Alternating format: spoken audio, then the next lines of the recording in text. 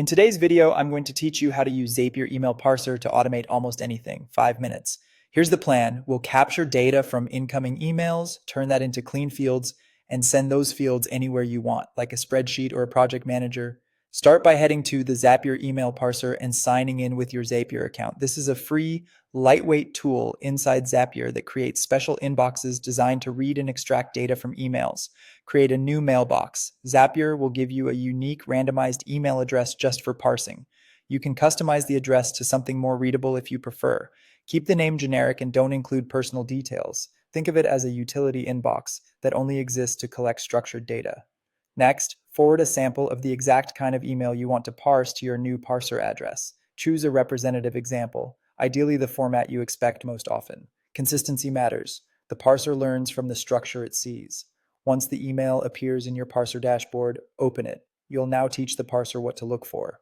Highlight the specific pieces of information you need, like name, company, total order number, or date, and give each one a clear descriptive label. Use stable anchors in the surrounding text so the parser is more reliable across similar emails. When you're satisfied, click Save Address and Template. From now on, any email sent to this address will be parsed using this template. If the sender's layout changes down the road, you can update the template with a new sample to keep results accurate. Now switch to your main Zapier account and create a new Zap. Choose Email Parser by Zapier as the trigger and select the new email event. Pick the mailbox you just set up and run a test. You should see the parsed fields you labeled earlier, which confirms the data is coming through cleanly. Add your action step and choose where to send the data: Google Sheets, Asana, your CRM, or any connected app.